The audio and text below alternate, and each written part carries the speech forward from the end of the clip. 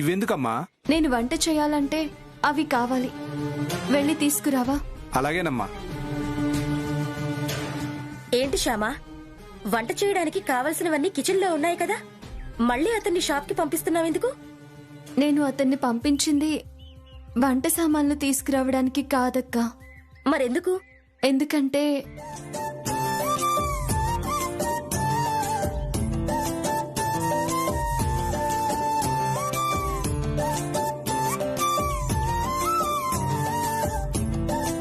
అందుకక్క.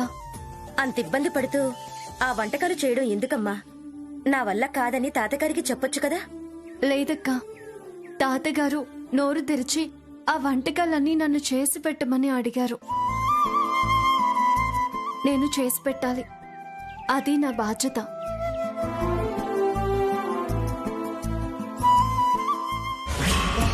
శ్యామ గురించి నువ్వేమనుకుంటున్నావు? తను కూడా నాలాగే మోసపోయింది తాతగారు.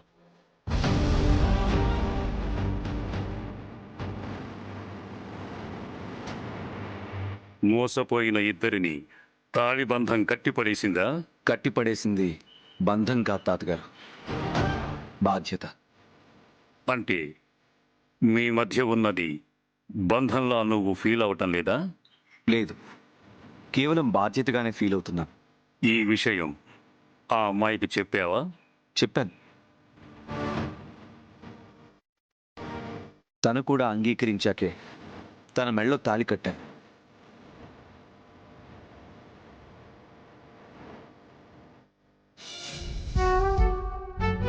ఇదిగోండమ్మా, మీరిచ్చిన లిస్టులో అన్నీ తీసుకొచ్చాను. సరే, నువ్వు వెళ్ళు. మంచిదమ్మా.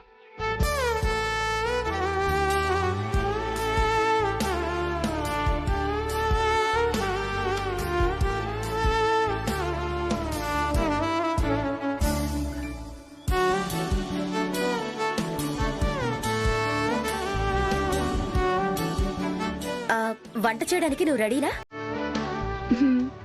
తాతగారు చెప్పిన ఐటమ్స్ ఎలా చేయాలంటే, ముందుగా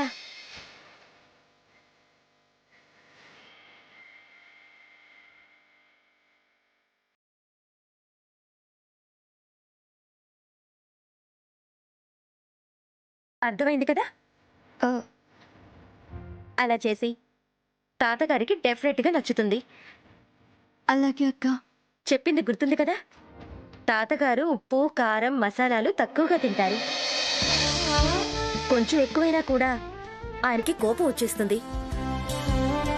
జాగ్రత్తగా చూసుకొని వెయ్యాలి. అలాగే అక్క. ఓకే, తొందరగా కానిచ్చి.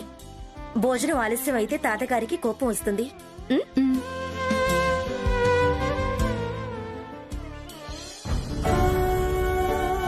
అవునా? శ్యామ మీద మీ అమ్మ ఎంత కోపం చూపించినా తను ఏమాత్రం బాధపడకుండా నవ్వుతూ భరిస్తోందా? అవును తాతగారు. పైగా మమ్మీ ప్లేస్లో ఎవరున్నా అలాగే కోపం తెచ్చుకుంటారని మమ్మీని సపోర్ట్ చేసింది శ్యామ. దీన్ని బట్టి అర్థం చేసుకోండి తాతగారు, తను ఎంత మంచి పిల్లో. మీ అమ్మ అనుకుంటున్నట్టు ఆ మంచితనం నాటకమై ఉండొచ్చు కదా? లేదు తాతగారు, శ్యామాది ఖచ్చితంగా నాటకం కాదు. మా పెళ్లి కాకముందు నుంచే శ్యామ నాకు తెలుసు.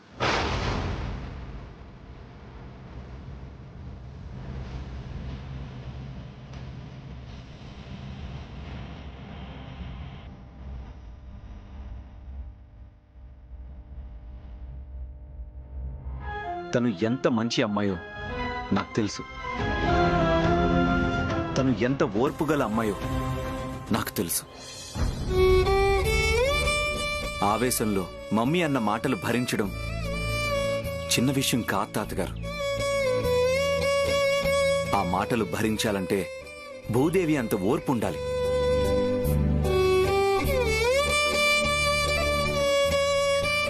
శ్యామ గురించి ఇంతలా చెప్తున్నావంటే తను నీకు బాగా నచ్చిందన్నమాట.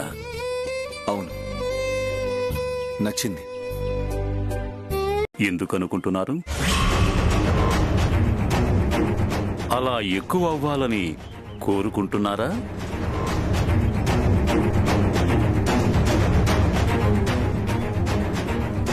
లేక ఎక్కువయ్యేలా మీరేమన్నా చేశారా?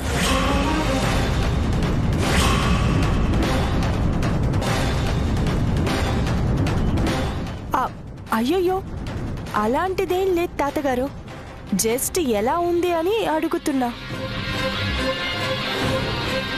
అంటే తను ఫస్ట్ టైం నాన్ వెజ్ చేసింది కదా, సరిగ్గా కుదిరిందో లేదో అని అడుగుతున్నాం మావయ్య గారు. మీరు కానివ్వండి.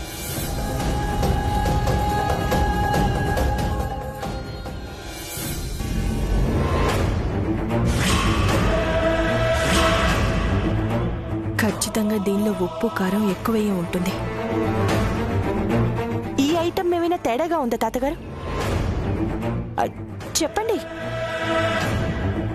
తినేటప్పుడు నేను ఎక్కువగా మాట్లాడను. ఎవరన్నా ఎక్కువగా మాట్లాడినా నేను తినను. నేను చక్కగా తినాలి అంటే నువ్వు నోరు మెదపకుండా ఉండు. అలాగే తాతగారు.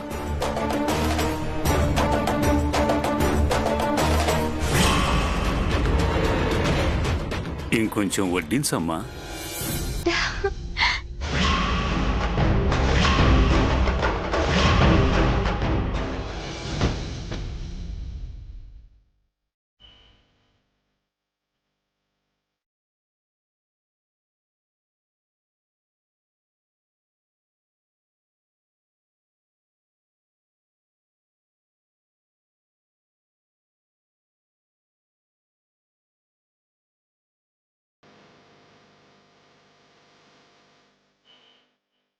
ఆహా, బ్రహ్మాండం.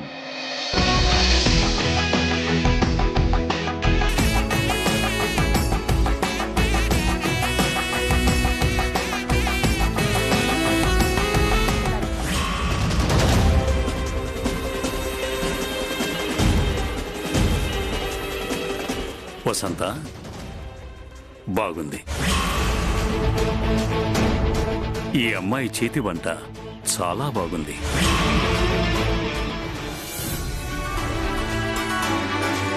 ఈ అమ్మాయి చేతిలో ఏదో గొప్ప రుచి ఉంది.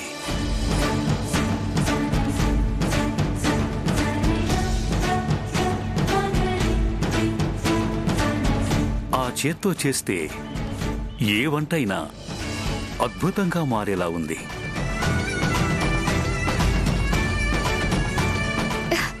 నిజంగా నిజంగా నా వంట మీకు నచ్చిందా తాతగారు? నచ్చింది కాబట్టి మెచ్చుకున్నాను. మొహమాటానికి మెచ్చుకోవటం నాకు అలవాటు లేదు. నీ చేతి వంట ఎప్పుడూ తిన్నా మా అమ్మమ్మ చేతి వంటని గుర్తు చేసింది.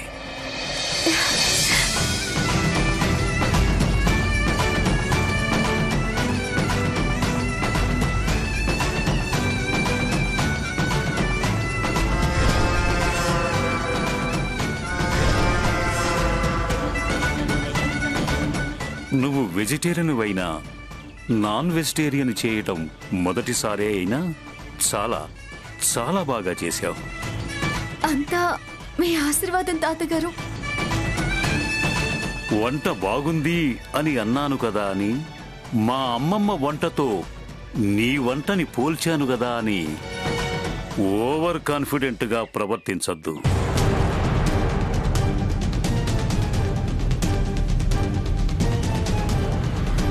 ఏ విషయంలోనైనా సెల్ఫ్ కాన్ఫిడెన్స్ ఉండొచ్చు గాని ఓవర్ కాన్ఫిడెన్స్ ఉండకూడదు.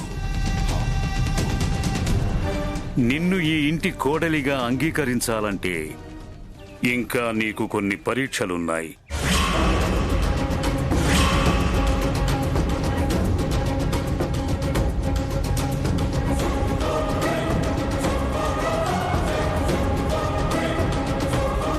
అఖిల్కున్న ఏకైక సమస్య నీకు తెలిసే ఉంటుంది.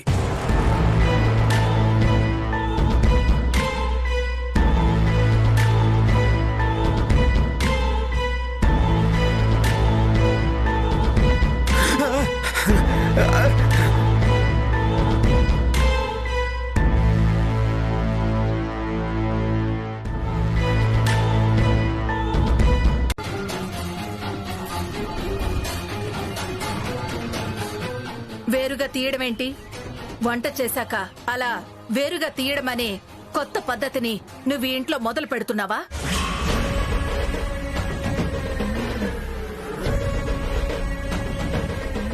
నిప్పు పెట్టాను, ఇక దావానలమే. ఈ ఇంట్లో మనుషుల్ని వేరుగా చేయాలని కొత్త కొత్త ప్లాన్లు వేస్తున్నావా? అదేం కాదండి, అదేం కాదు. అది కాకపోతే మరి వేరుగా తీయడమేంటి? ఏ వంట చేసినా నేను మొదట కన్నయ్యకి పెట్టేదాన్ని. ఆ అలవాటు ఉంది నాకు.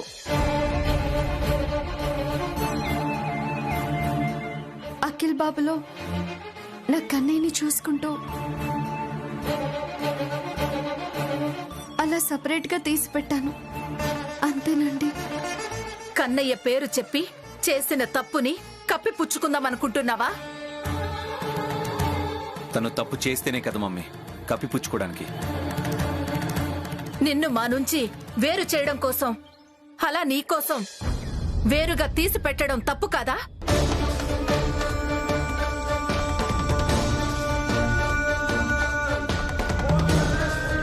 మీ నుంచి నన్ను సెపరేట్ చేయడం కోసం శ్యామ అలా చేయలేదు మమ్మీ. తన కన్నయ్య కోసం తీసిపెట్టినట్టుగా నా కోసం సెపరేట్ గా తీసిపెట్టింది, అంతే.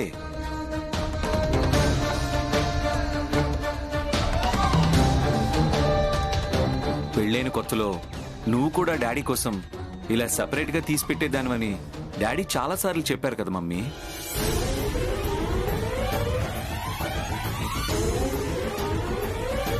పతియే ప్రత్యక్ష దైవం అంటారు కదా అని మీ నాన్నని దైవంలా భావించి మీ అమ్మ అలా సెపరేట్ గా తీసిపెట్టేది. అందులో తప్పే ఉంది? ఇప్పుడు శ్యామ చేసింది కూడా అదే కదా ఆంటీ. ఇందులో మాత్రం తప్పే ఉంది?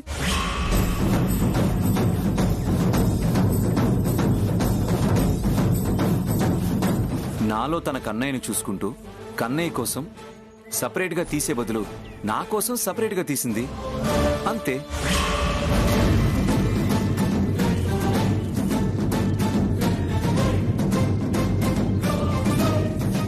మరి ఆ విషయం ధైర్యంగా చెప్పొచ్చు కదా.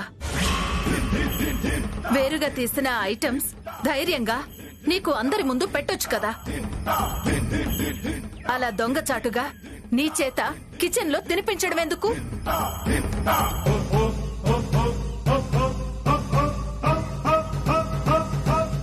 అలా దొంగచాటుగా నువ్వు తిన్న విషయం మాకు తెలియకుండా ఉండడం కోసం నిన్ను బలవంతంగా రెండోసారి తినిపించడం ఎందుకు? తనేం నాకు బలవంతంగా తినిపించడం లేదు, రెండోసారి తినిపించడం లేదు. ఇందా కిచెన్ లో నేను జస్ట్ టేస్ట్ చేశాను, అంతే. అన్ని ఐటమ్స్ టేస్ట్ చేసి ఉప్పు కారం ఎక్కువగా ఉంటేను సరి చేసుకోమని చెప్పాను.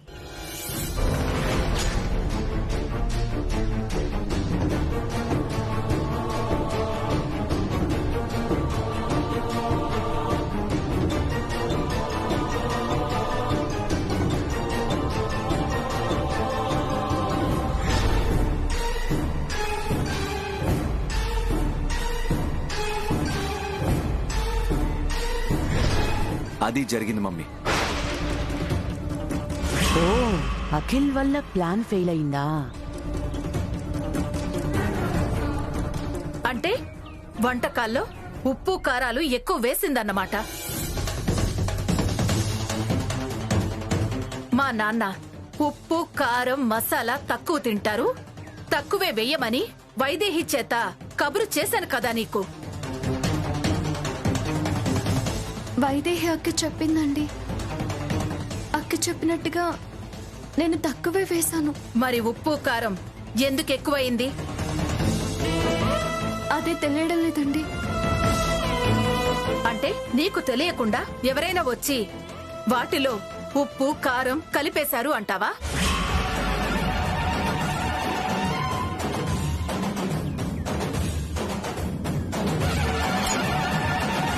అలా ఎవరు కలుపుతారు? ఎందుకు కలుపుతారు?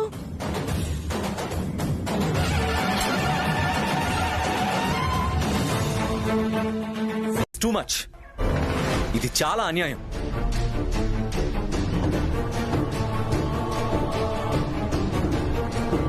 అర్హతని నిర్ణయించడానికి పరీక్షను పెట్టొచ్చు, కానీ ఇలా అర్థం లేని పరీక్షలు పెట్టకూడదు. క్వశ్చన్ పేపర్ ఇవ్వకుండా ఆన్సర్ షీట్ మాత్రమే ఇస్తే ఎవరు మాత్రం ఏం రాస్తారు? శ్యామాని పరీక్షలో ఫెయిల్ చేయడానికి ఇలాంటి పరీక్ష పెట్టమని ఎవరైనా సలహాలిచ్చారేమో మీ తాతగారికి. అంటే అంటే ఏముంది నాన్న, మీ మమ్మీ పిలిస్తేనే కదా మీ తాతగారు వచ్చారు. మీ మమ్మీ చెప్తేనే కదా శ్యామకి పరీక్ష పెడుతున్నారు. అంటే ఏంటండి మీ ఉద్దేశం? నేనే మా నాన్నగారి చేత ఇలాంటి పరీక్ష పెట్టిస్తున్నాను అనుకుంటున్నారా? దయచేసి అలా అనుకోకండి.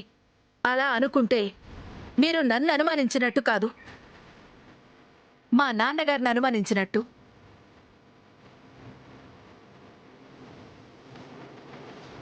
ఇలాంటి విషయాల్లో ఆయన ఎవరి మాట వినరు.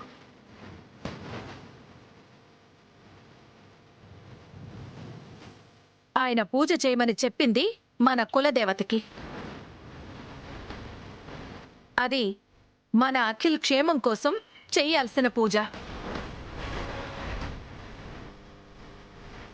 ఆ అమ్మాయి సరిగ్గా పూజ చెయ్యకపోతే నష్టం ఎవరికి? మన అఖిల్కే కదా.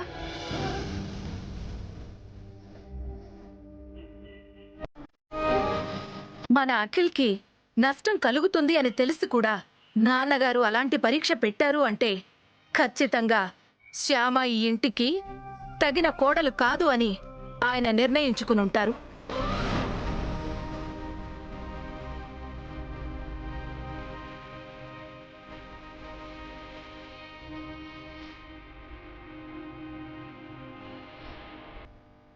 కానీ అఖిల్, నాకెందుకో భయంగా ఉంది నాన్న. శ్యామ సరిగ్గా పూజ చెయ్యకపోయినా కూడా నువ్వు క్షేమంగా ఉండాలి. మన కులదేవతే నిన్ను రక్షించాలి. నిండు నూరేళ్ళు నువ్వు హాయిగా ఉండాలి నాన్నా.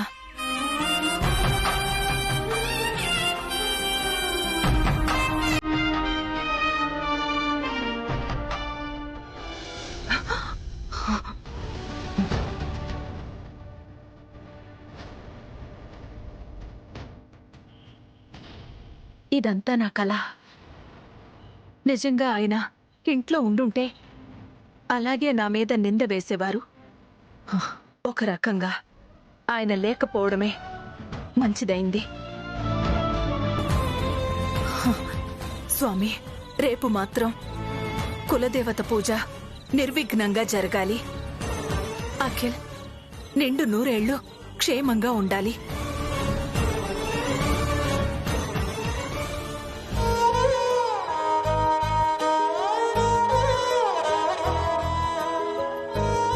కులదేవత పూజకి సంబంధించి ఏదైనా చిన్న లోపం జరిగినా అఖిల్కి అమంగళం జరుగుతుంది.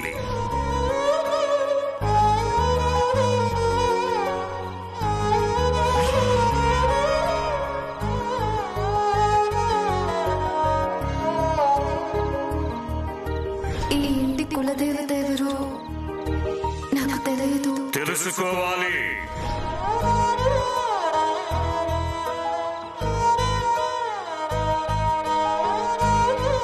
ఎవరిని అడగకుండా ఈ ఇంటి కులదేవత ఎవరో నువ్వు తెలుసుకోవాలి. కన్నయ్య, ఏంటి నాకీ పరీక్ష? అఖిల్ బాబు గారి కులదేవత గురించి, వాళ్ళ కులదేవత పూజ గురించి నాకేమీ తెలీదు. ఈ గండం నుంచి నేనెలా బయటపడాలి కన్నయ్య? నాకేమీ అర్థం కావడం లేదు. రేపు పూజా పరీక్షలో శ్యామ నెగ్గుతుందా? పాపం ఓడిపోయి వెళ్ళిపోతుందా? ఏం నిర్ణయించాడో శ్యామ నమ్ముకున్న ఆ కన్నయ్య.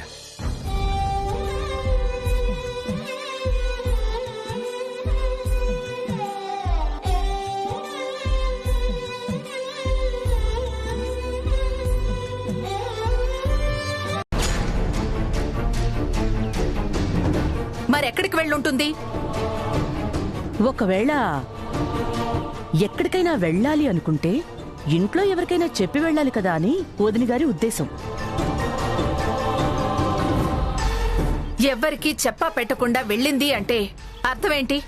పారిపోయిందనేగా. శ్యామ ఎక్కడికి పారిపోలేదత్తయ్యా. పూలు తీసుకురావడం కోసం బయటికెళ్ళింది. నాకు చెప్పే వెళ్ళింది.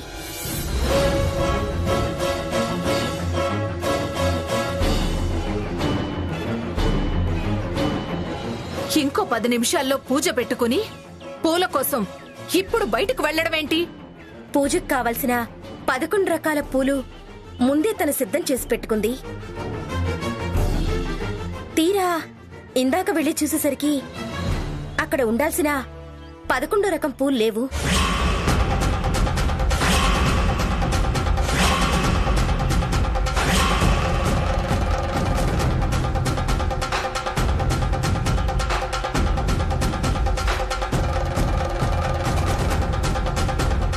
పూలు పెట్టిన పళ్ళెం ఖాళీగా ఉంది.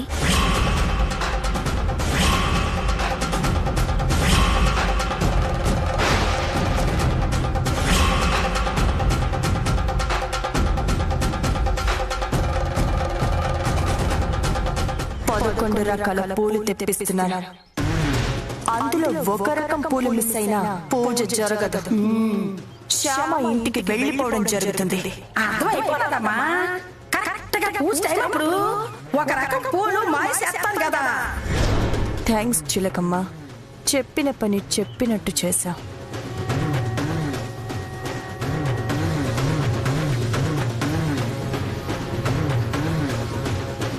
పూజ కోసం సిద్ధం చేసి పెట్టుకున్న పూలు మాయమవడమేంటి?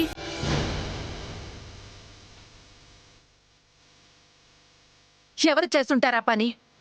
అదే అర్థం కావట్లేదు అత్తయ్య.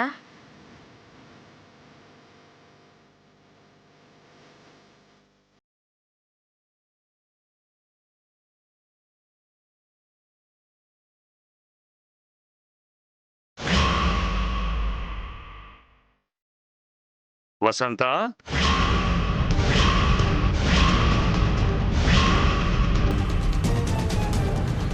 వసంత,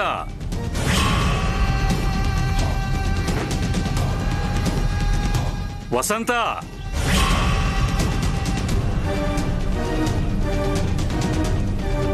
నాన్నగారు పిలుస్తున్నారు, పదండి.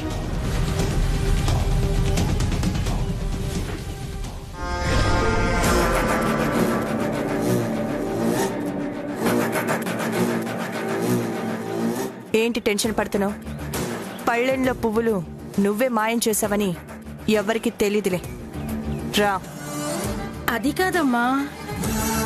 మరేంటి? ఆ పువ్వులు నాకు తీయలేదు. నువ్వు తీయలేదా?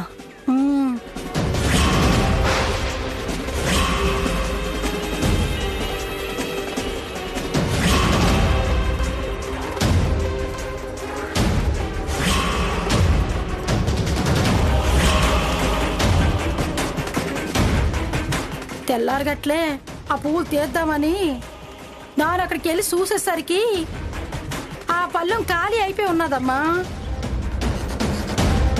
అప్పటికే ఆ పూలు ఎవరో తీసిస్తున్నారమ్మా.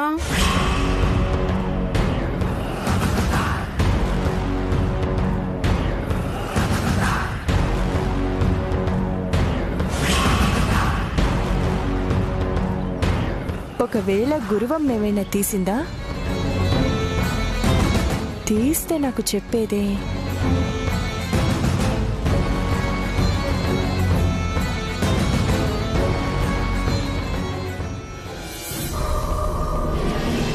నాన్నగారు, వసంత, పూజకి వేళవుతోంది. ఆ అమ్మాయి అన్ని సిద్ధం చేసిందా?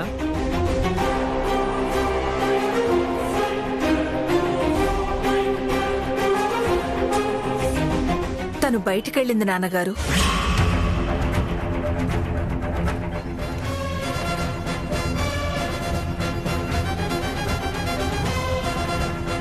ఆరున్నరకి కులదేవత పూజ చెయ్యాలని చెప్పాను కదా, బయటికెందుకు? ఆ త్రిమూర్తులకి ప్రతిరూపమైన ఈ కామధేనువులో సర్వదేవతలు కొలువై ఉంటారు.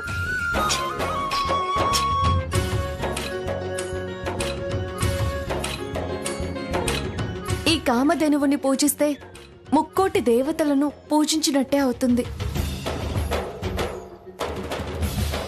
ఒక్కో ఇంటికి ఒక్కో కులదేవత ఉన్నా ఆ కులదేవతలందరూ ఈ కామధేనువులో కొలువై ఉంటారు. కాబట్టి కామధేనువుకి పూజ చేస్తే కులదేవతకి పూజ చేసినట్టే అవుతుంది.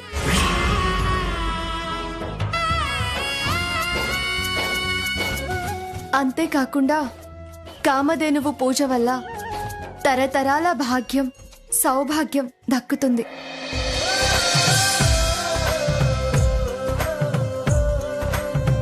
అందుకే మీ కులదేవత ఎవరో నాకు తెలియకపోయినా ఇలా కామధేనువు పూజకి ఏర్పాటు చేశాను. కామధేనువు పూజ చేస్తే కులదేవతకి పూజ చేసినట్టే అవుతుందని నువ్వు చెప్తే సరిపోదుగా, శాస్త్రం చెప్పాలి. శాస్త్రం చెప్పింది ఆ అమ్మాయి చెప్పింది.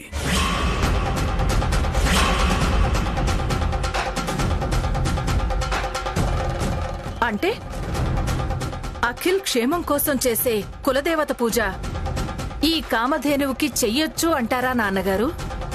చెయ్యొచ్చు.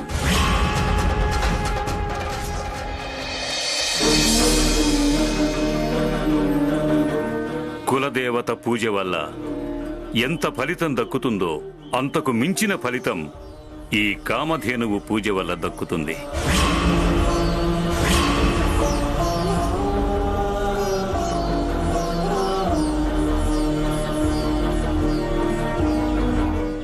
శ్యామ, పూజ ప్రారంభించు. అలాగే తాతగారు.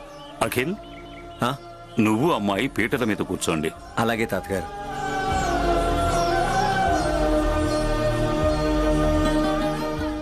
అమ్మో, ఇది నేననుకున్నంత సామాన్యురాలేం కాదు. ఇది ఈ ఇంట్లో ఉంటే ప్రమాదమే. ఇంట్లో వాళ్ళందరినీ బుట్టలో వేసుకుంటుంది. ఎలాగైనా దీన్ని ఇంట్లోంచి పంపించేయాలి.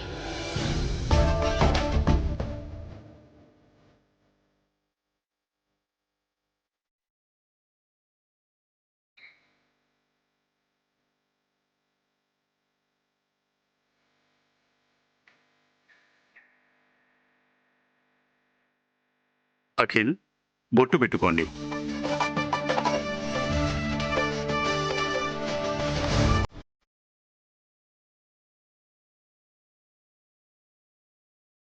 శుక్లాం వరదరం విష్ణుం శశివర్ణం చతుర్భుజం ప్రసన్నవదనం ధ్యాయేత్ సర్వవిఘ్నోపశాంతయే.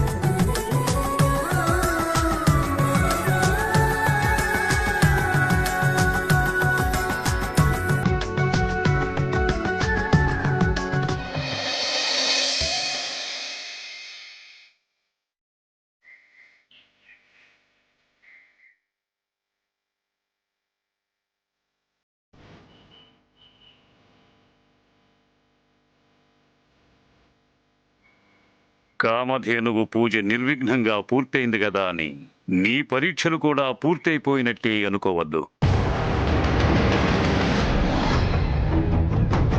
ఇప్పుడు జరగబోయేది అసలైన పరీక్ష.